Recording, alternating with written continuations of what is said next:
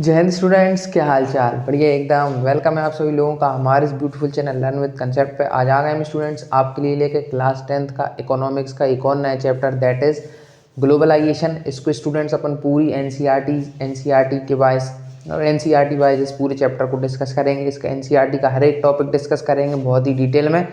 और ये स्टूडेंट्स आज वन शॉट है, इसमें आपका पूरा ग्लोबलाइजेशन चैप्टर क्लियर हो जाएगा। जो भी बोर्ड्स में पीवाईक्यू आए हुए हैं उनको हमने देख के ही इस वीडियो को बनाया है। आपको उन पीवाईक्यू से रिलेटेड यहाँ पे एक्सप्लेनेशन मिल जाएगी। चलिए स्टूडेंट्स स्टार्ट करते हैं विदाउट वेस्टिंग टाइम अपना ये chapter. Good morning, good afternoon, good evening, जिस भी टाइम पर हमारे वीडियो को देख रहे हैं। चलिए स्टूडेंट्स स्टार्ट करते हैं अपने चैप्टर ग्लोबलाइजेशन को। ग्लोबलाइजेशन में स्टूडेंट्स क्या करना है, थोड़ा हम आपको इंट्रो दे देते हैं। ग्लोबलाइजेशन में अपन को पढ़ना है कि स्टूडेंट्स कैसे एक कंट्री दूसरी कंट्री से कनेक्ट होती है, कैसे एक कंट्री से दूसरी कंट्री ट्रेड होता है, क्यों जो दूसरी कंट्री से ट्रेड होता है फॉरेन ट्रेड, जिसे हम फॉरेन ट्रेड कह रहे होते हैं, मतलब एक कंट्री के जो भी गुड्स प्रोड्यूस हुए हैं, जो भी प्रोडक्ट प्रोड्यूस हुए हैं वो दूसरी कंट्री में जाना, तो उससे क्या अफेक्ट होता है उस दूसरी कंट्री पे, है ना। इंडिया पे भी अपन इफेक्ट देखेंगे। कौन सी कंपनीज हैं, कौन से कॉरपोरेशंस हैं जो ये ट्रेड कर रहे होते हैं, है ना। कहाँ से ये कंपनीज आती हैं, कैसे इन्वेस्टमेंट करती हैं, इन कंपनीज की क्या रिक्वायरमेंट होती है, इनको क्या चाहिए होता है। मतलब हमारे इंडिया में अगर कोई कंपनी आ रही है तो उसको क्या क्या नीड है, इस पर भी एक क्वेश्चन आया है कि एमएनसी अगर लानी है तो क्या क्या नीड है उसकी, हमें क्या क्या उसको देना चाहिए जिससे वो हमारे इंडिया में आए। इसके बाद यही सब चीज़ें अपन डिस्कस करेंगे। चलिए स्टूडेंट स्टार्ट करते हैं और धीरे धीरे अपने इस चैप्टर को फिनिशिंग लाइन की तरफ ले चलते हैं। इस चैप्टर को स्टूडेंट्स अपन ज़ीरो से स्टार्ट करेंगे और आपको इस चैप्टर में हीरो बना देंगे स्टूडेंट्स। तो ज़ीरो टू हीरो ये चैप्टर चलने वाला है। चलिए स्टार्ट करते हैं अपने इस ब्यूटीफुल से चैप्टर को ब्यूटीफुल क्लास में। देखिए स्टूडेंट्स क्या होता है, ट्रेड वो चेन है, ट्रेड वो प्रोसेस है जिससे कि different different countries, different different Nations connect हो रहे होते हैं। जैसे मान लीजिए हम अगर किसी अदर कंट्री के साथ कनेक्ट हैं, जैसा अभी इंडिया जो है वो रशिया से ऑयल लेता है, तो हम रशिया से क्यों कनेक्टेड हैं। रशिया से अभी करंट में भी ये चल रहा है कि रशियन ऑयल इंडिया ले रहा है तो अमेरिका अपोज में है। तो वैसे आप क्लास 10th में आप नहीं समझेंगे। तो क्या है कि हम रशिया से ऑयल ले रहे हैं, अभी आप इतना ही समझिए कि रशिया से अपन क्या ले रहे हैं, ऑयल। तो अपन रशिया से किसके थ्रू कनेक्ट हैं, ट्रेड के थ्रू कनेक्टेड हैं। या तो हम वहाँ से वेपन्स ले रहे हैं, है ना, वेपन्स ले रहे हैं, मिसाइल्स ले रहे हैं, या फिर हम वहाँ से ऑयल ले रहे हैं। तो हम किसके थ्रू कनेक्ट हैं, ट्रेड के थ्रू कनेक्ट हैं। तो trade is a chain, trade is a chain, trade is a chain through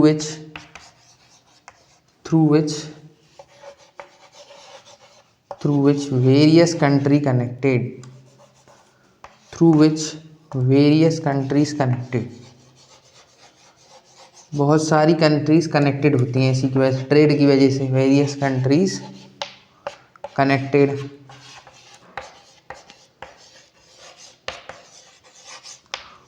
trade ही एक ऐसी चीज़ है जिससे अलग अलग कंट्रीज कनेक्ट हैं। हमारे यहाँ अभी तो खैर चाइना की चीज़ें बैन हो रही हैं, majority of things goods ban हुए हैं, बट पहले हम चाइना से बहुत ज़्यादा ट्रेड करते थे। वहाँ से टॉयज़ आते थे, वहाँ से बहुत सारी चीज़ें आती थी चाइना से बन के, लाइट्स आती थी और वगैरह वगैरह। तो स्टूडेंट्स अब चाइना से थोड़ा सा कम, मतलब हम ट्रेड के थ्रू बहुत सारी कंट्रीज से कनेक्टेड है। पाकिस्तान से हमारा कोई ट्रेड नहीं है। इसके बाद मतलब बहुत सारी कंट्रीज से हमारा ट्रेड कनेक्ट है। अमेरिका से हम कनेक्ट थे, रशिया से हम कनेक्ट हैं, अफ्रीका से हम कनेक्ट हैं। हमारी बहुत सारी चीज़ें अफ्रीका जा रही होती हैं। तो किसके थ्रू कनेक्ट है, ट्रेड के थ्रू। अच्छा ये ट्रेड करता कौन है, दिस डन बाय एमएनसीज का फुल फॉर्म क्या है स्टूडेंट्स कहेंगे सर एमएनसी का फुल फॉर्म है मल्टीनेशनल कॉरपोरेशन, मल्टीनेशनल कॉरपोरेशंस,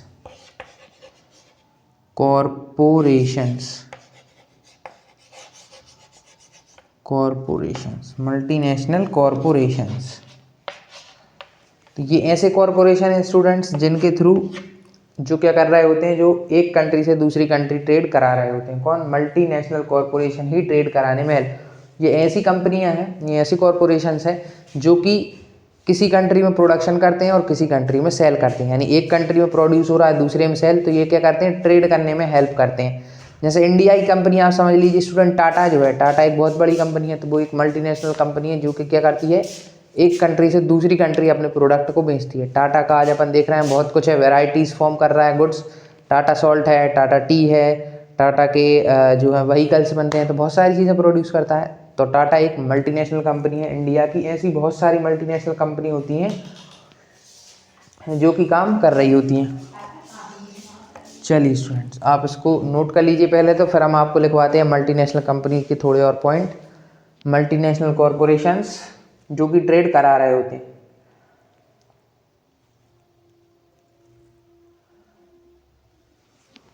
अच्छा, मैंने अभी आपको टाटा का एग्जांपल दिया एमएनसीज का, लेकिन टाटा सिर्फ इंडिया में ही है, तो हम उसको एमएनसीज टाटा का भी एग्जांपल रख सकते हैं। उसका प्रोडक्शन और भी अदर कंट्रीज़ में भी चल रहा है और इंडिया में भी चल रहा है, और भी हम आपको अभी कंपनीज के एग्जांपल देके बताते हैं।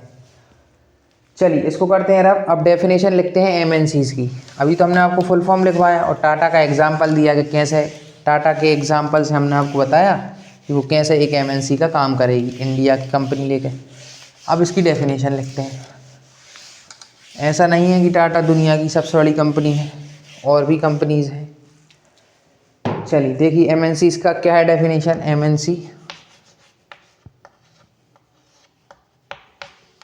these are the companies, these are the companies, these are the companies that owns or control the production, control the production in one or more than one country, more than one country। MNCs क्या है? MNCs वो companies हैं जो कि control करती हैं, है ना, जो कि क्या करती हैं, कंट्रोल करती हैं प्रोडक्शन को, है ना, एक कंट्री में या एक से ज़्यादा कंट्री में। एक कंट्री में एक से ज़्यादा कंट्रीज में जो कंपनीज कंट्रोल करती हैं प्रोडक्शन को, उन्हीं को कहते हैं हम टाटा। जैसे इंडिया में टाटा है एमएनसी, और बाहर भी बहुत सारी कंपनीज हैं जो कि कंट्रोल कर रही होती हैं। नोट कर लीजिए स्टूडेंट्स आप इस चीज़ को। These are the companies that owns or control the production in one or more then one country. तो ये तो एक आपकी डेफिनेशन हो गई एमएनसीज की। अभी एक क्वेश्चन आता है बोर्ड में कि what is MNCs and what are the requirement to set up MNC. क्या क्या रिक्वायरमेंट होते हैं, क्या क्या अवेलेबिलिटी होती है उसकी, जो उसको ज़रूरत होती है, क्या क्या रिक्वायरमेंट होती है, तो आपको वो भी बताते हैं। इसको करते हैं अब डिस्कस करते हैं स्टूडेंट्स, मल्टीनेशनल कंपनी कहाँ पर सेटअप होंगी। मल्टीनेशनल कंपनीज कहाँ पर सेटअप होंगी। सेटअप, यही आपकी रिक्वायरमेंट में भी आप लिखेंगे उस क्वेश्चन में। सेटअप कहाँ पे सेटअप होंगी। फर्स्ट पॉइंट, जहाँ पे अवेलेबिलिटी ऑफ चीप लेबर होगी। पहला पॉइंट आता है अवेलेबिलिटी ऑफ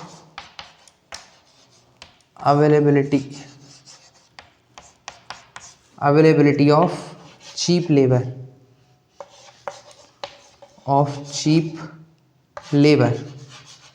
अब लेबर में दोनों ही आ जाएंगे, वो स्किल्ड भी और अनस्किल्ड भी, स्किल्ड और अनस्किल्ड। तो वहाँ पे सेटअप होंगी ये मल्टीनेशनल कंपनी, वहाँ पे सेटअप होना चाहेगी जहाँ पे लेबर की अवेलेबिलिटी हो, स्किल और अनस्किल दोनों की, वो भी चीप, कम पैसों में लेबर मिल जाए, वहाँ पे जाके सेटअप होना पसंद करेगी। दूसरा क्या होगा, दूसरा पॉइंट आप लिख सकते हैं इसमें, यहाँ पे उन्हें अवेलेबिलिटी ऑफ रॉ मटेरियल मिले। अवेलेबिलिटी ऑफ रॉ मटेरियल मतलब जिस चीज़ का वो प्रोडक्शन करते हैं वो चीज़ उन्हें मिले भी तो सही, तब तो वो इस्टेब्लिश होंगे। अवेलेबिलिटी ऑफ रॉ मटेरियल, है ना, अवेलेबिलिटी ऑफ रॉ मटेरियल हो, अवेलेबिलिटी ऑफ लैंड हो, है ना, उन्हें लैंड भी चाहिए। जगह भी तो चाहिए प्रोडक्शन करने के लिए, तो अवेलेबिलिटी ऑफ लैंड भी होना चाहिए। इसके बाद मार्केट पास होना चाहिए, नियर मार्केट्स, है ना, मार्केट होना चाहिए। अवेलेबिलिटी ऑफ मार्केट भी लिख सकते हैं इसकी जगह आप, availability of market. Availability of market भी हो उस कंट्री में, तब जाके कोई एमएनसी वहाँ पे इस्टेब्लिश होती है। Availability of market. और भी पॉइंट्स हैं, है ना, वो भी मैं आपको बता सकता था, लेकिन ये 4 मेन है कि भाई उनको स्किल्ड और अनस्किल्ड लेबर थोड़ी कम पैसों में मिल जाए, वहाँ उन्हें लैंड थोड़ा सा कम पैसों में मिल जाए, रॉ मटेरियल मिल जाए, वहाँ पे अवेलेबिलिटी हो रॉ मटेरियल की अच्छी खासी, अवेलेबिलिटी ऑफ लैंड हो, अवेलेबिलिटी ऑफ मार्केट भी हो वहाँ पे, तब जाके वो कहीं पे इस्टेब्लिश होते हैं।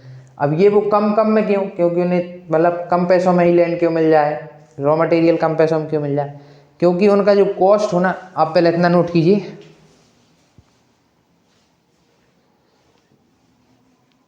चलिए आपने इतना नोट कर लिया होगा।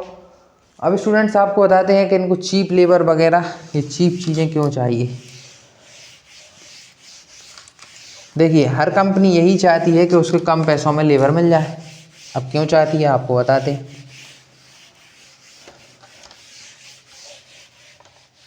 किसी भी गुड को प्रोड्यूस करने में उसमें कौन हेल्प करता है, लेबर। लेबर ही नहीं होगी, वर्कर्स ही नहीं होंगे तो कौन काम करेगा, है ना।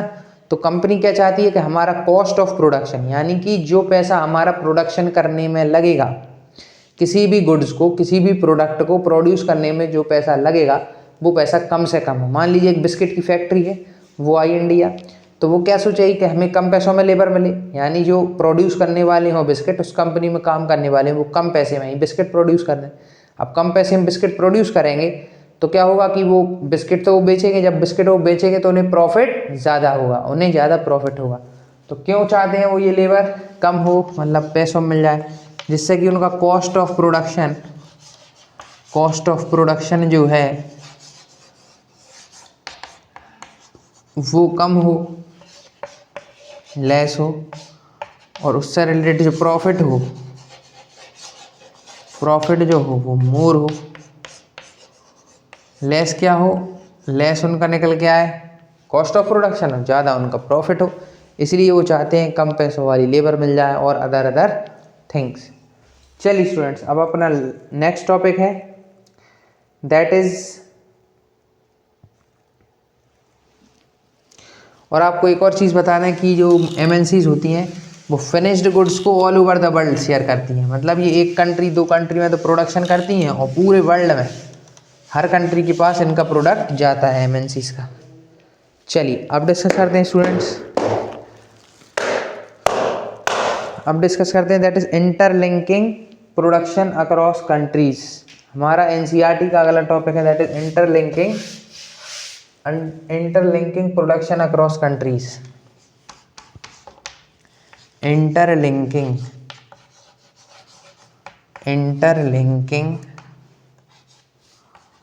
प्रोडक्शन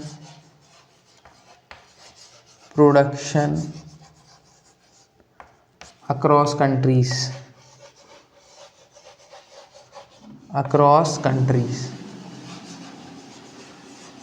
कैसे ये एमएनसीज जो हैं अलग अलग कंट्रीज में कैसे इंटरलिंक करती हैं।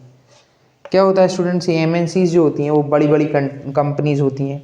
तो ये बड़ी बड़ी कंपनीज क्या करती हैं, किसी भी कंट्री में जाती हैं, वहाँ देखती हैं कि यहाँ पर चीप है लेबर, यहाँ लैंड अवेलेबिलिटी भी है, वाटर अवेलेबिलिटी भी है, रॉ मटेरियल की अवेलेबिलिटी भी है, मार्केट भी अच्छा है, यहाँ पे हमारा प्रोडक्ट यहाँ पे बहुत बिकने वाला है। तो वो क्या करती हैं, वहाँ जाके अपनी कंपनी खोलने से अच्छा है, वहाँ जाके अपनी ब्रांच खोलने से अच्छा है कि वहाँ पर जो कंपनीज पहले से काम कर रही हैं उन्हीं कंपनीज को खरीद लो, उन्हीं कंपनीज को खरीद लो। जो कंपनी, जैसा मान लीजिए इंडिया है, इंडिया में कोई कंपनी काम कर रही है किसी चीज़ में, तो कोई एमएनसी आएगी तो वो क्या सोचेगी कि मैं अगर कंपनी को खड़ा करूँगा, नई कंपनी को खड़ा करूँगा यहाँ, तो लोग मुझ पर विश्वास करेंगे या नहीं, है ना। तो बहुत सारी बातें हैं, मेरी न्यू कंपनी होगी, ज़्यादा पैसा लगेगा, तो वो क्या करेगा, उसी कंपनी को खरीद लो जो पहले से वहाँ पर है, उसको खरीद लो। अब उसको खरीदने से क्या होगा कि हमें वहाँ की उस कंपनी वालों को उधर पूरे इंडिया की नॉलेज होगी, अपने इंडिया की, कि यहाँ कैसा प्रोडक्शन है, किस लेवल पे प्रोडक्शन करना चाहिए, कैसे प्रोडक्ट लाने चाहिए जिससे कि जो है कंज्यूमर अपनो अट्रैक्ट हो प्रोडक्ट की तरफ, वो उन सबको नॉलेज होगा। तो एमएनसीज की बहुत सारी हेल्प हो जाती है जब वो दूसरी कंपनीज़ को खरीद लेती हैं और उनका जो है प्रोडक्शन बढ़ जाता है। तो क्या होता है इंटरलिंकिंग प्रोडक्शन में, पहला स्टेप होता है एमएनसीज बाय कंपनीज। एक अच्छे से लिखवा दें आपको, क्या है MNCs by local companies and expand by local companies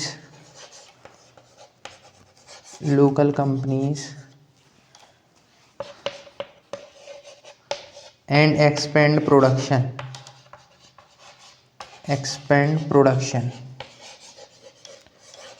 चलिए इसको एक एग्जांपल से बताते हैं।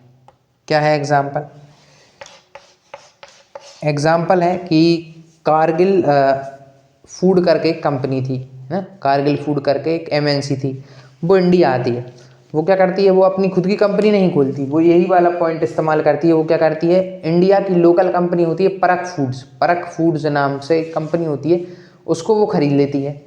वो इंडिया में बहुत सारे प्रोडक्ट्स बना रही होती है, परक फूड जो है बहुत सारे प्रोडक्ट्स इंडिया में प्रोड्यूस कर रही होती है। अब वो कौन खरीद लेता है, कारगिल फूड्स खरीद लेती है। तो अब क्या हुआ स्टूडेंट्स, जब उसने सारे खरीद लिए तो क्या हुआ, अब जो प्रोडक्शन हो रहा था वो भी मतलब उसी कंपनी के द्वारा ये कारगिल फूड्स करने लगी। और आज क्या है, वो कारगिल फूड्स का ही एडिबल ऑयल पूरे इंडिया अक्रॉस इंडिया में सर्कुलेट होता है। पूरे इंडिया में आज किसका ऑयल बिक रहा है, मतलब कारगिल फूड। उसमें एग्जाम्पल दिया है ऐसा कि कारगिल फूड पूरे अक्रॉस द इंडिया क्या हुआ, उसका एडिबल ऑयल बिकने लगा और उसके प्रोडक्ट्स बिकने लगे। तो उसने आगे क्या किया, इंडिया की लोकल कंपनी को खरीदा, दैट इज परक फूड्स। अब दूसरा क्या होता है स्टूडेंट्स, दूसरा वो कैसे प्रोडक्शन, अपना पॉइंट क्या था आपको ये एक्सप्लेन नहीं कर पाए, इंटरलिंकिंग प्रोडक्शन अक्रॉस कंट्रीज, यानी बहुत सारी कंट्रीज एमएनसीज क्या करती हैं, अलग अलग कंट्रीज में प्रोडक्शन करती हैं। कुछ इंडिया में कंपनीज खरीद लिया तो वो कंपनीज ही खरीद लें और उनमें अपना प्रोडक्शन कराएं, तो इस तरीके से वो इंटरलिंक हो सकते हैं। जैसे मान लीजिए अमेरिका की कंपनी है, इंडिया में उसने लोकल कंपनीज को खरीदा, यहाँ पे प्रोडक्शन करने लगी, तो उसका प्रोडक्शन तो बढ़ा और वो क्या हुआ, इंटरलिंक भी हो गई कंट्री के साथ, इंडिया के साथ इंटरलिंक भी हो गई, वो जुड़ गई एक तरीके से, लिंक बन गया। अब डिस्कस करते हैं दूसरा पॉइंट। दूसरे पॉइंट में क्या करती है MNC,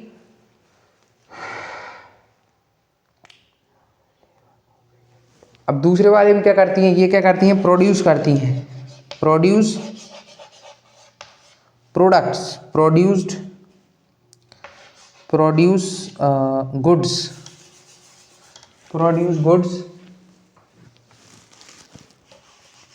goods by labour of different countries, produce goods by labour of various countries,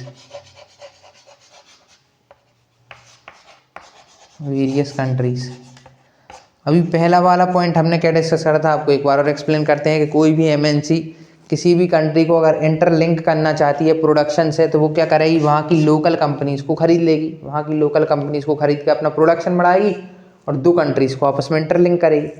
दूसरा पॉइंट है वो कैसे इंटरलिंक करेगी, कि वो अपने जो गुड्स हैं उनको वो प्रोड्यूस कराए डिफरेंट अलग अलग कंट्रीज़ के लेबर्स से। जैसे मान लीजिए एक कोई कंपनी है, बड़ी कंट्री, आपने देखा होगा बहुत सारी गाँव पर औरतें, एनसीईआरटी में भी एग्जाम्पल दिया है, बहुत सारी गाँव पर जो वुमेन्स होती हैं, मेंस होते हैं, है ना, वो क्या कर रहे होते हैं, प्रोडक्ट्स, कोई फुटबॉल चल रहा है, कोई कपड़े को चल रहा है ना, किसी कंपनी के लिए उनको उस चीज़ के लिए पैसे मिलते हैं, तो वो चल रहे होते हैं। तो वो क्या कर रहे होते हैं, मतलब वो एक एमएनसी के लिए काम कर रहे थे, मतलब प्रोड्यूस तो वो कर रहा है, लेकिन वो किसके नेम पे सेल होगा, sale on the name of MNCs internationally, पूरे वर्ल्ड में वो किसके नेम पे सेल होगा, एमएनसीज के, लेकिन किसके के द्वारा प्रोड्यूस हो रहा है, वो वेरियस कंट्रीज के लेबर्स के द्वारा। तो इस तरीके से वो क्या करते हैं, by producing goods from labour of different countries they interlink production across countries, और दूसरा किससे, लोकल कंपनीज को बाय करके। तो इस तरीके से वो इंटरलिंक करते हैं। ये तो था आपका सेकंड पैरा ऑफ एनसीईआरटी जो कि मैंने क्लियर कर दिया।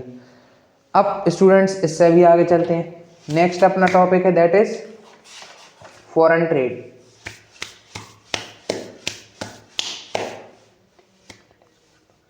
और इन्हीं दो पॉइंट्स के साथ क्या करती है, जो वो प्रोडक्शन कर रही होती है थोड़ा थोड़ा डिफरेंट डिफरेंट कंट्रीज़ में, बड़ी बड़ी कंपनी क्या करती हैं अपना प्रोडक्शन थोड़ा थोड़ा अलग अलग कंट्रीज़ में करा रही होती हैं, वो इसी तरीके से क्या होता है इंटरलिंक हो जाता है। ये इंटरलिंकिंग का प्रोसेस था, कैसे वो इंटरलिंक करते हैं। चलिए अब डिस्कस करते हैं student next point, that is our foreign trade, foreign trade and integration of markets. Next para है अपना फॉरेन ट्रेड, एनसीईआरटी का next para that is foreign trade and integration of markets. इसमें स्टूडेंट्स एक अपन बहुत ही इंपॉर्टेंट एग्जांपल डिस्कस करेंगे China toys का, foreign trade and integration of markets. Next paragraph of NCERT is about foreign trade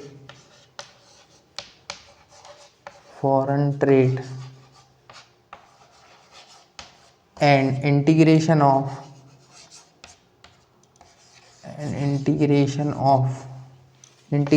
what? Integration of markets।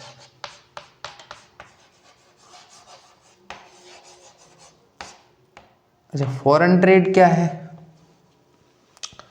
Foreign trade students इसका मतलब है कि एक कंट्री के प्रोड्यूसर, एक कंट्री जैसे हमारी इंडिया के प्रोड्यूसर्स हैं, वो फॉरेन ट्रेड की मदद, अगर फॉरेन ट्रेड होगा उनका तो क्या होगा कि उनके जो प्रोडक्ट जो प्रोड्यूस कर रहे होंगे गुड्स वो दूसरी कंट्रीज में सेल होने के लिए जाएंगे। ये क्या होता है फॉरेन ट्रेड, यानी एक कंट्री का डोमेस्टिक प्रोडक्ट जो उसकी उसी ही कंट्री में प्रोड्यूस हो रहे हैं वो दूसरी कंट्री में सेल होने के लिए जाते हैं, तो उसे कहते हैं फॉरेन ट्रेड। जैसे कि टाटा हमारे यहाँ कंपनी है, उसकी व्हीकल यहाँ से अदर कंट्रीज़ में भी सेल होने के लिए जाते हैं, दैट इज़ फॉरेन ट्रेड। या दूसरी कंट्रीज से, जैसे एलोन मस्क की अभी कंपनी है स्पेस एक्स, तो वहाँ से कुछ आ रही हैं इलेक्ट्रिक व्हीकल्स इंडिया में सेल होने के लिए, तो that is also foreign trade. Foreign trade क्या करता है students? Foreign trade put an opportunities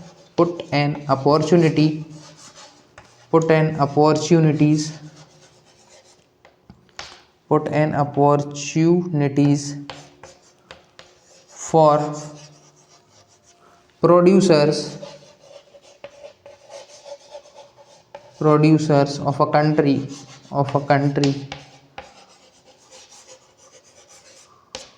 to sell their goods across the world, sell their goods across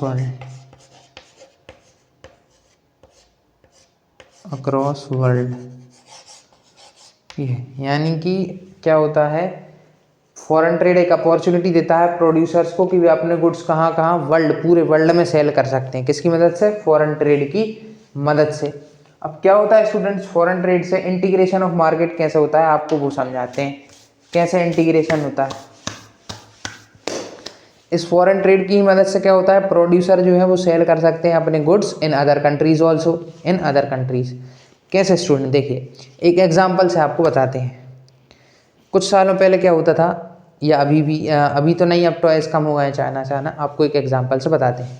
क्या होता था कि इंडिया में टॉयज़ की बहुत ज़्यादा खरीदारी होती है, पॉपुलेशन ज़्यादा है, बच्चे भी ज़्यादा हैं, तो टॉयज़ बहुत ज़्यादा खरीदे जाते हैं। क्या होता था कि चाइना से टॉयज़ हमारे इंडिया आते हैं, किसकी मदद से? इस फॉरेन ट्रेड की मदद से। क्या आते हैं? चाइना से टॉय, चाइनीज़ टॉयज़ इंडिया आते हैं। अब क्या होता है कि इंडियन टॉयज़ थोड़े से महंगे भी होते हैं और क्वालिटी भी अच्छी नहीं होती है, लेकिन जो चाइना से टॉय आते हैं वो सस्ते भी होते हैं, चीप भी होते हैं एंड गुड इन क्वालिटी होते हैं।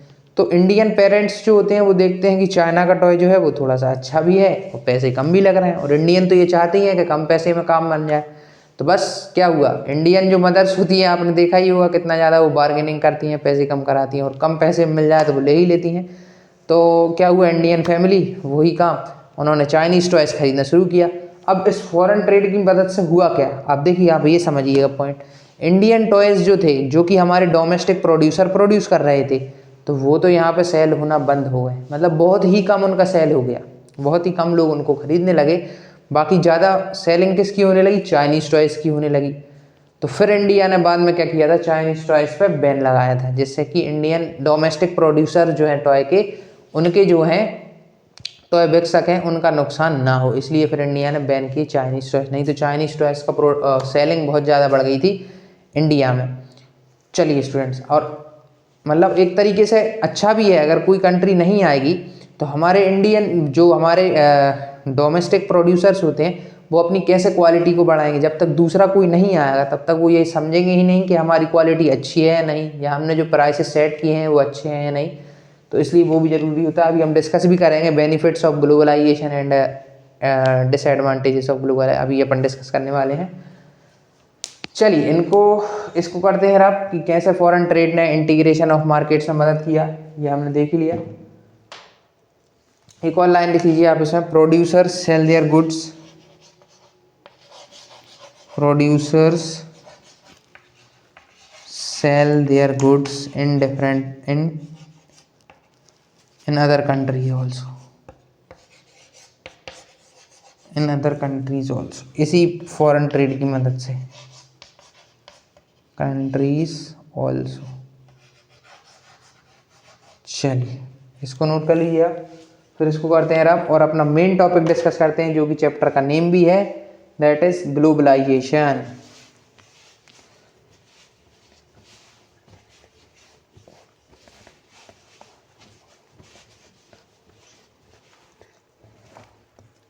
चलिए स्टूडेंट्स इसको करते हैं रब और आगे बढ़ते हैं।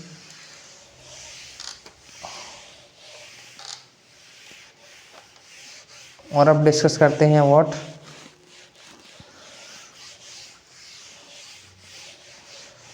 चलिए अब डिस्कस करते हैं next topic, that is globalisation.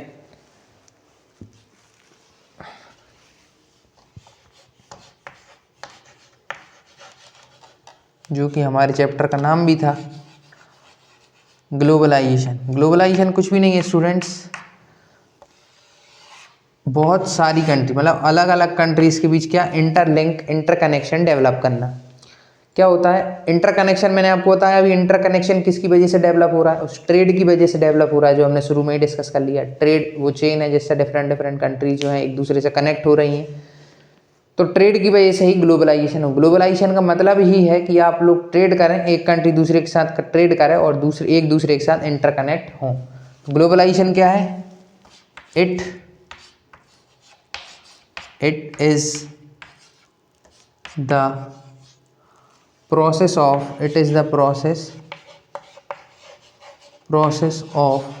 rapid integration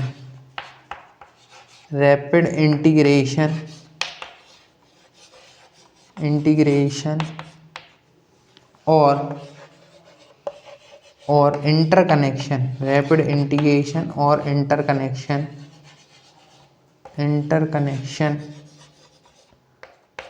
between countries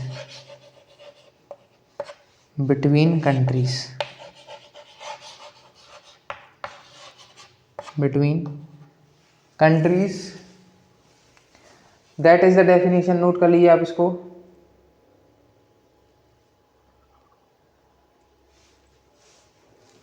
note कर लीजिए students, very important definition, globalisation की डेफिनेशन लिखने के लिए आ सकती है तो आपको ये लिख के आनी पड़ेगी। अब ग्लोबलाइजेशन ये भी कौन करा रहा है, ग्लोबलाइजेशन किसके वजह से, एमएनसी प्ले है इंपॉर्टेंट रोल। यहाँ पे भी मल्टीनेशनल कंपनी बहुत इंपॉर्टेंट रोल प्ले करेगी, क्यों वही तो कराएगी ना ट्रेड डिफरेंट डिफरेंट कंट्री की।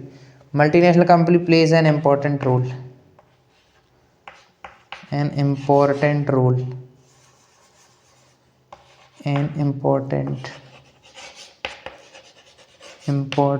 रोल एमएनसी प्ले करती है। इससे क्या होगा, more goods services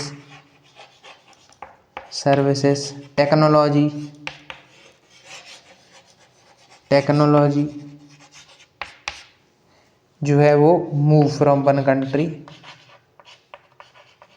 from one two another.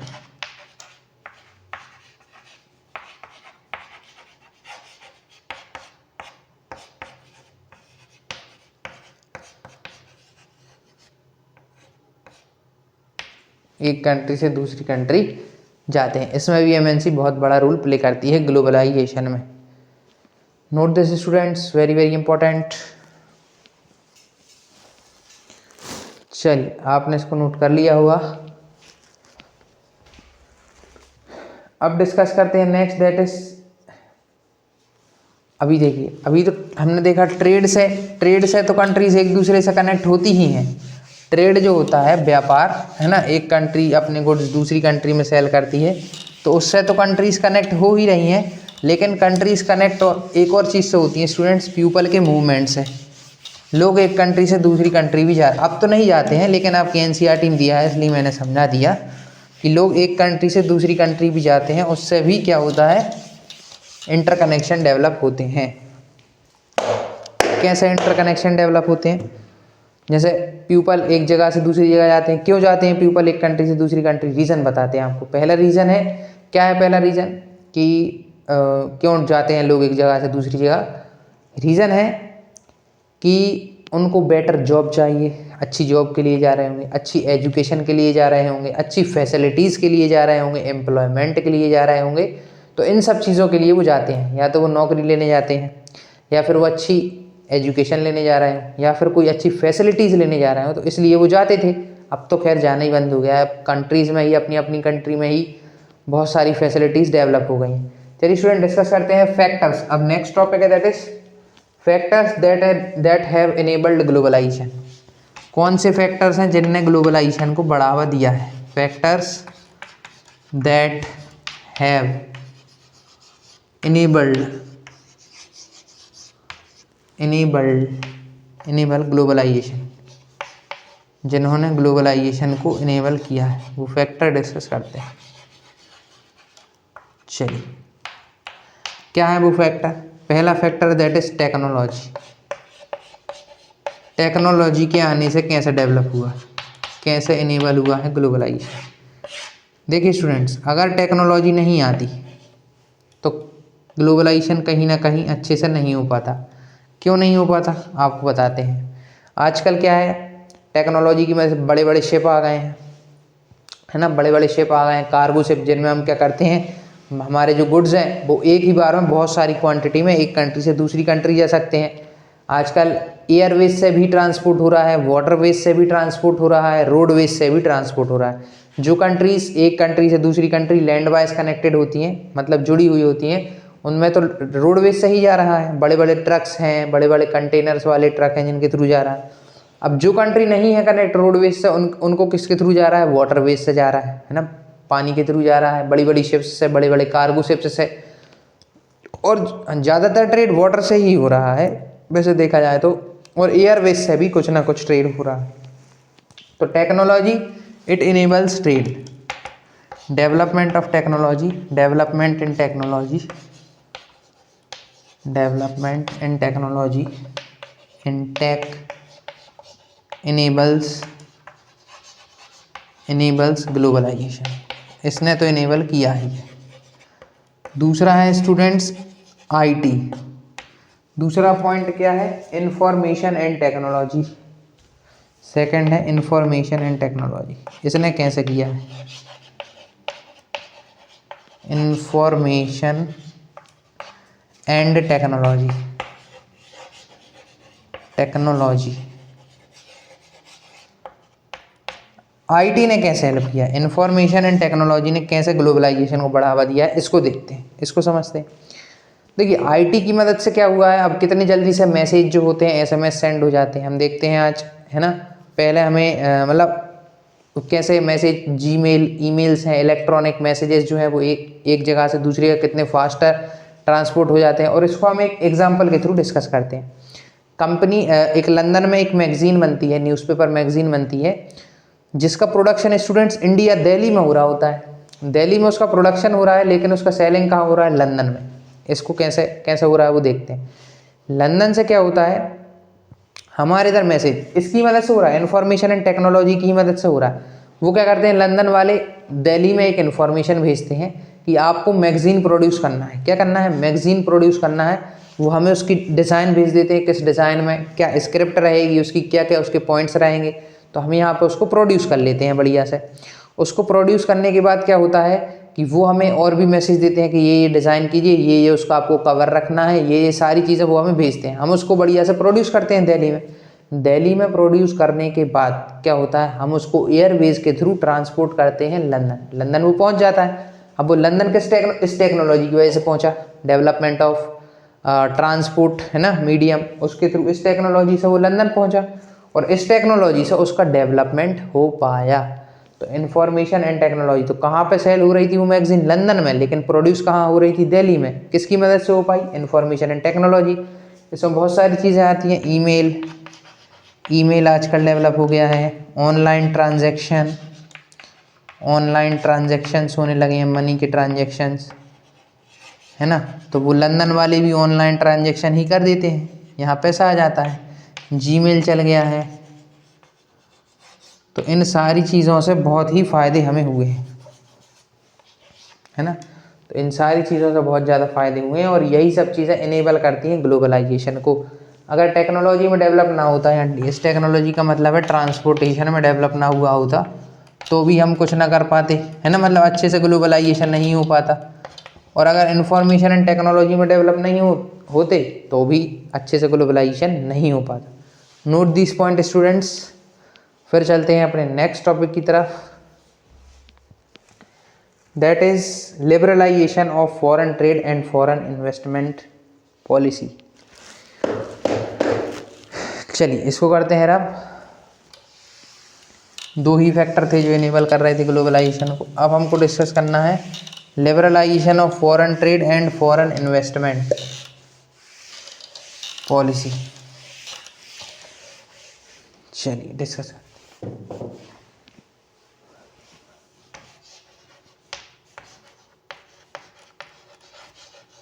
Liberalisation of foreign trade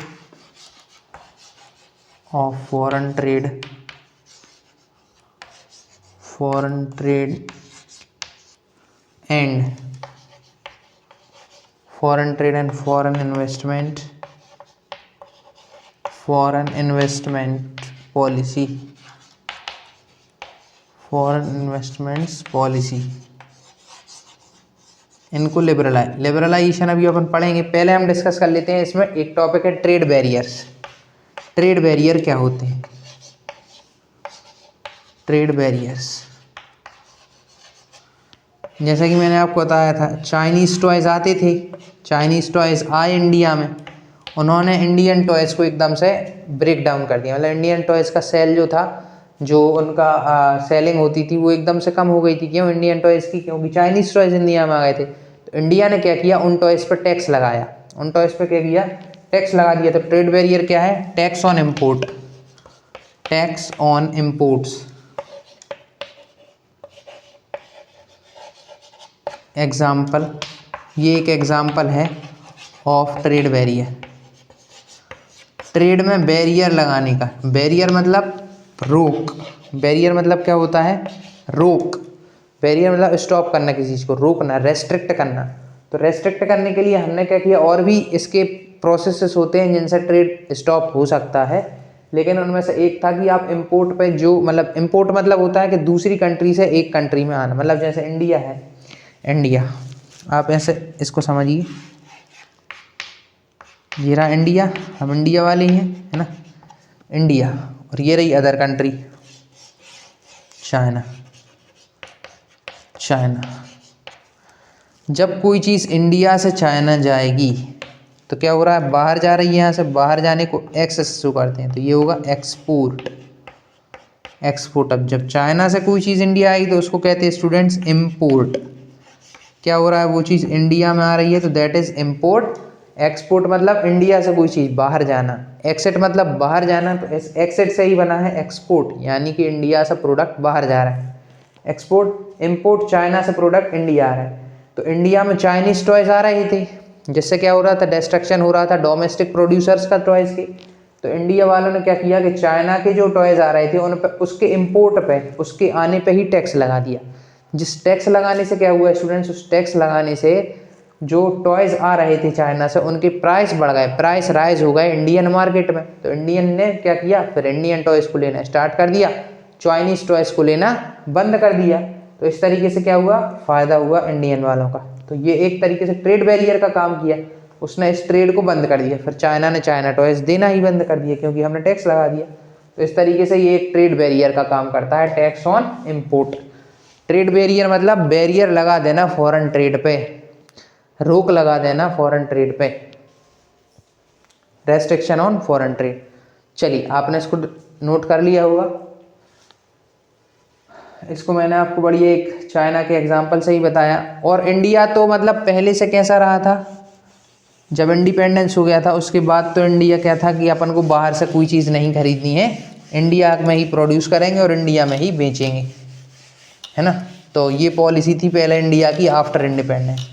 लेकिन 1991 राजीव गांधी की सरकार होती है, उस गवर्नमेंट में क्या होता है वो ये समझते हैं, it felt that competition would improve the performance of producer with in the country. 1991 की बात है, जब राजीव गांधी कांग्रेस की गवर्नमेंट होती है, वो क्या करते हैं, लिबरलाइजेशन लाते हैं। क्या लाते हैं, लिबरलाइजेशन लाते हैं, लिबरलाइजेशन, लिबरलाइजेशन, है ना। लिबरलाइजेशन क्या होता है पहले आपको वो डिस्कस करते हैं। Liberalisation, liberalisation is what, liberalisation is removal of trade barriers, trade barriers set up by government, set up by government. जो भी गवर्नमेंट ने ट्रेड बैरियर लगाए थे उनको रिमूव करना, उनको हटाना ही क्या था, removal of trade barriers is called liberalisation, is called liberalisation, इसी को लिबरलाइजेशन कहते हैं। क्या हुआ, इंडिपेंडेंस होने के बाद 1991 में गवर्नमेंट ये सोचने लगी, क्योंकि जब चाइनीज़ टॉयज़ आए फिर चाइनीज़ टॉयज़ को बैन किया गया, मतलब उन पर टैक्स लगाया गया, ट्रेड बैरियर। तो ये देखा गया कि जब तक ये चाइनीज़ टॉयज़ नहीं आए तो इंडियंस ने अपनी प्रोडक्शन जो प्रोड्यूस कर रहे थे टॉय, उनकी क्वालिटीज़ भी अच्छा नहीं किया। तो 1990 में ये सोचा गया कि कहीं ना कहीं कंपटीशन होना, दूसरी कंट्रीज़ मतलब फॉरेन ट्रेड करना, अदर कंट्रीज़ के प्रोडक्ट्स अपनी कंट्री में लाना, वो कहीं ना कहीं अपने डोमेस्टिक प्रोड्यूसर्स को उनके प्रोडक्शन में इम्प्रूवमेंट ही लाने में मदद करेंगे, यानी वो अपने प्रोडक्ट्स को और अच्छा करेंगे। मान लीजिए कोई दूसरी कंट्री है, उसका प्रोडक्ट अपनी कंट्री में आया और उसका प्रोडक्ट बिकने लगा, तो अपने जो कंट्री वाले प्रोड्यूसर होंगे, डोमेस्टिक प्रोड्यूसर, वो क्या सोचेंगे, हम भी अच्छा प्रोड्यूस करें तो हमारा भी बिके। तो उस कंपटीशन से क्या होगा, इम्प्रूवमेंट होगा डोमेस्टिक प्रोड्यूसर्स में। इसलिए उस टाइम पे लिबरलाइजेशन किया गया था, लिबरलाइजेशन इसीलिए किया गया था। नोट कर लीजिए लिबरलाइजेशन की डेफिनेशन, मैंने आपको बता दिया, ट्रेड बैरियर आपको समझा दिया है। Note this, very very important. चलिए आपने इसको नोट कर लिया होगा। अब इसको करते हैं रब और डिस्कस करते हैं WTO, वर्ल्ड ट्रेड ऑर्गेनाइजेशन। अब बस लास्ट चैप्टर चल रहा है, चैप्टर ख़त्म होने वाला है। छोटा सा ही चैप्टर था, ज़्यादा बड़ा चैप्टर नहीं था ये। चलिए लास्ट टॉपिक रह गए। लास्ट टॉपिक तो नहीं है, बस सेकंड लास्ट चल रहा है, समझ लीजिए आप। चलिए, व्हाट इज WTO, WTO क्या है, थोड़ा सा आपको इसके बारे में बता देते हैं। WTO that is world trade organisation, organisation है। ये क्या करती है, फॉरेन ट्रेड को कराती है, मतलब फॉरेन ट्रेड को प्रमोट करती है, लिबरलाइजेशन को प्रमोट करती है, ये इन सब चीज़ों को प्रमोट करती है जिससे ग्लोबलाइजेशन हो सके, इसलिए इसका नाम है वर्ल्ड ट्रेड ऑर्गेनाइजेशन। इसके टोटल मेंबर हैं 160 मेंबर्स NCERT के अकॉर्डिंग टू NCERT 160 मेंबर्स, है ना। ये एक बहुत बड़ी ऑर्गेनाइजेशन है। ये क्या इस्टेब्लिशेस रूल्स रेगुलेशन रिगार्डिंग, ये क्या करती है, इस्टेब्लिश करती है rules, establishes rules regarding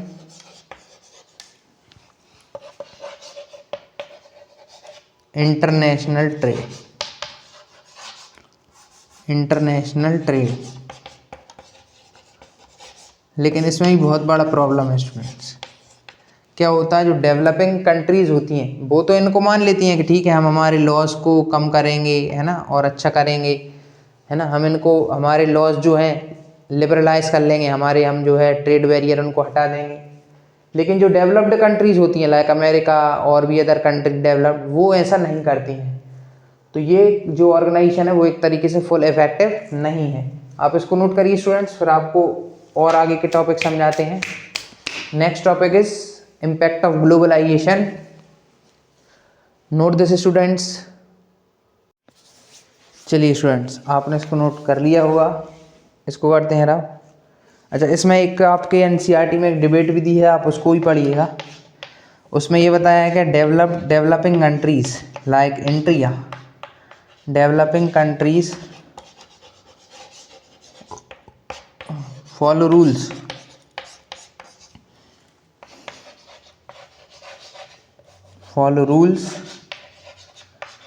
but developed countries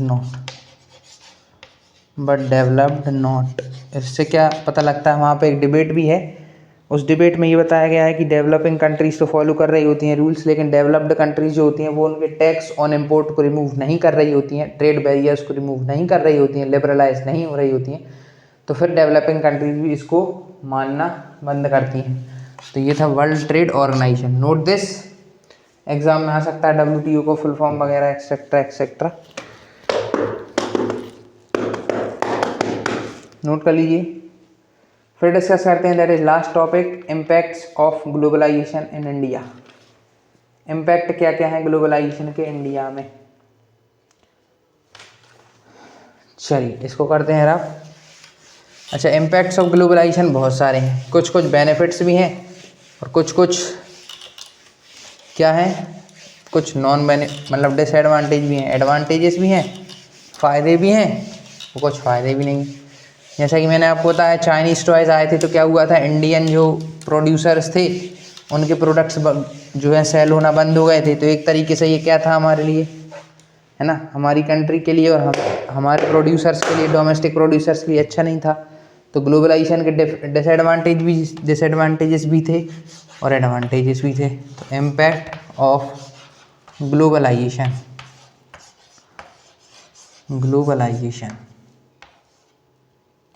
क्या क्या है डिस्कस करते हैं। ग्लोबलाइजेशन, पहला इम्पैक्ट क्या है, दैट इज इंक्रीजेस जॉब्स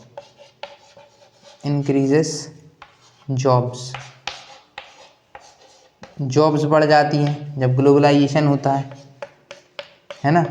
मतलब जैसे ही ग्लोबलाइजेशन होगा, कोई कंपनी इंडिया में आएगी तो वो है कि यार इससे जॉब्स तो बढ़ेंगी, कोई कंपनी आई तो उसको लेबर की रिक्वायरमेंट तो होगी ना, तो जॉब्स तो बढ़ेंगी ही। दूसरा, इंक्रीज इन चॉइस, दूसरा क्या होगा, इंक्रीज इन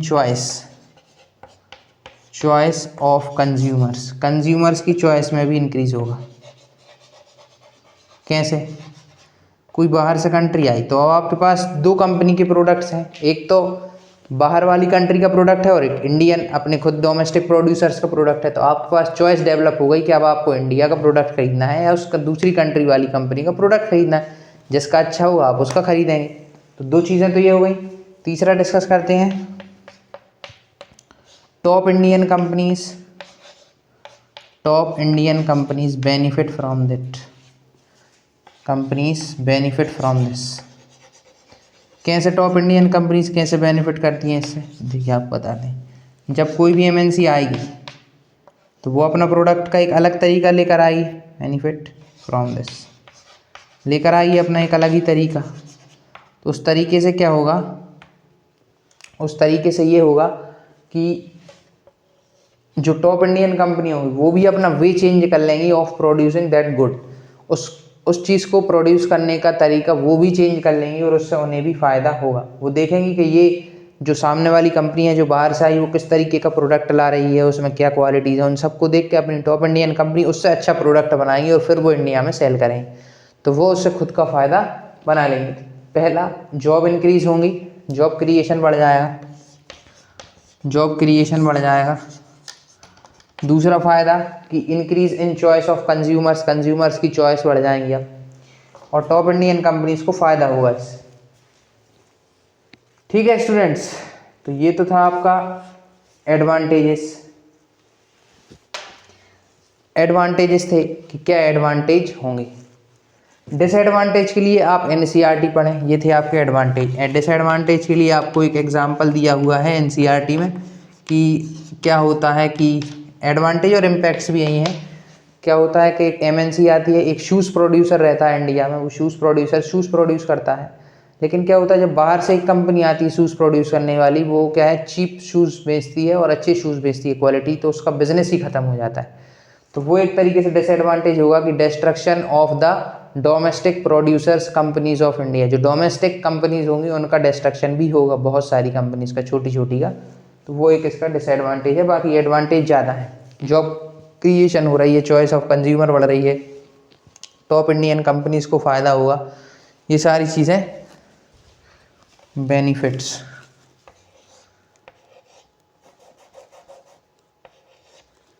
चलिए अब इसको करते हैं रहा और डिस्कस करते हैं steps to attract foreign investments.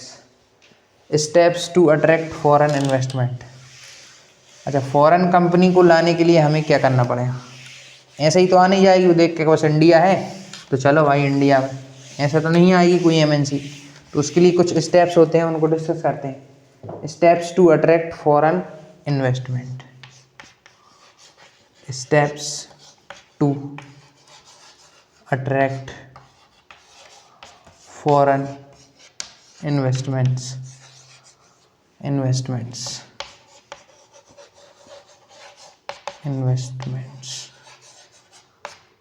क्या है? पहला है special economic zone, formation of SEZ। क्या है? स्पेशल इकोनॉमिक जोन्स है, स्पेशल इकोनॉमिक जोन्स। इनमें क्या होता है? इन स्पेशल इकोनॉमिक जोन्स में क्या होता है, ये जोन्स जो होते हैं वो बाहर वाली फॉरेन कंपनीज के लिए ही बनाए जाते हैं कि आप लोग आइए अपनी कंपनी को यहाँ पे एस्टेब्लिश करिए, हम आपसे कोई टैक्स नहीं लेंगे, no payment for few years, initial years, मतलब शुरुआती 2-3 साल के लिए हम आपसे कोई टैक्स या कोई पेमेंट इसका नहीं लेंगे। आप यहाँ आइए, आप यहाँ प्रोडक्शन स्टार्ट करिए, हम आपसे कोई पेमेंट नहीं लेंगे। ये होते हैं special economic zones. That is do not have to pay taxes, हाँ, not pay taxes for initial 5 years, not pay tax, आपको इसका कोई टैक्स पे नहीं करना होगा। नो पे टैक्स फॉर इनिशियल 5 ईयर्स, शुरुआती 5 साल के लिए, फॉर इनिशियल 5 ईयर्स, 5 सालों के लिए आपको कोई टैक्स पे नहीं करना होगा इस लैंड का। इसलिए ये स्पेशल इकोनॉमिक जोन्स बनाए जाते हैं कि अब ये होंगे, अगर SEZ ज़्यादा होंगे इंडिया में तो वैसे ही कंपनी आएगी। SEZ उसे मिल जाए, 5 साल तक कोई टैक्स ही पे नहीं करना है तो जल्दी से आ जाएगी। तो एक स्टेप तो ये हुआ। अब आपको बताते हैं दूसरा स्टेप, आप इसको नोट कर लीजिए पहले, स्पेशल इकोनॉमिक जोन्स, फिर दूसरा वाला आपको नोट कराते हैं। चलिए इसको करते हैं। अब मेन तो यही था, अभी एक और है, that is flexibility in labour laws. जैसे हमारे इंडिया में लेबर लॉ बहुत ही वैसे हैं कि लेबर से आप ज़्यादा काम नहीं करा सकते, फिक्स हार में ही काम कराइए, या ऐसे ऐसे लेबर लॉज हैं इंडिया में कि लेबर सिर्फ और सिर्फ इतने से इतने टाइम तक ही काम करेगी, इतना आपका मिनिमम वेज रहेगा उस लेबर के लिए, है ना। और आप उनको ज़्यादा हरास वाला काम नहीं करा सकते, आप उनको ज़्यादा परेशान नहीं कर सकते, ज़्यादा देर तक काम नहीं करा सकते, ज़्यादा खतरनाक काम नहीं करा सकते। तो ये सब लेबर लॉस थे। लेकिन जब इन्वेस्टमेंट आने की बात होगी तो इंडिया क्या कहता है, मतलब इंडिया नहीं, और भी कंट्रीज जो भी बुलाना चाहेंगी फॉरेन इन्वेस्टमेंट, तो वो क्या करती हैं, फ्लेक्सिबिलिटी देती हैं, flexibility in their labour laws. Labour laws में वो फ्लेक्सिबिलिटी कर देती हैं कि आप आपके हिसाब से लेबर को चलाइएगा, मतलब पूरी तरीके से नहीं हटाती लेबर, लेकिन उनमें कुछ ना कुछ फ्लेक्सिबिलिटी कर लेती हैं जिससे कि वो कंपनी खुश हो जाए कि यहाँ पे लेबर लॉस भी कम है और वो आराम से अपने इंडिया में आके क्या कर सके, अपने इंडिया में आके आराम से वो पैसा इन्वेस्ट कर सके। तो स्टूडेंट्स यहीं पे अपना ये चैप्टर होता है फिनिश, आप इसको कर लीजिए नोट। चलिए आपने इसको नोट कर लिया होगा। तो स्टूडेंट्स ये था अपना ग्लोबलाइजेशन चैप्टर, जिसका ये वन शॉट था। ये भी अपना क्लास 10th इकोनॉमिक्स का चैप्टर हो गया है फिनिश। तो स्टूडेंट्स अगर आपको ये वीडियो अच्छा लगा हो, इसमें जितने भी कंसेप्ट हमने बताया आपको क्लियर हो गए हो, अब ये चैप्टर आपको इजी लगने लगा हो, तो हमारे इस वीडियो को लाइक करें, चैनल को सब्सक्राइब करें और हमें फॉलो करें for class 10th board videos. जय हिंद स्टूडेंट्स, मिलेंगे आपसे नेक्स्ट वीडियो में नेक्स्ट चैप्टर के साथ।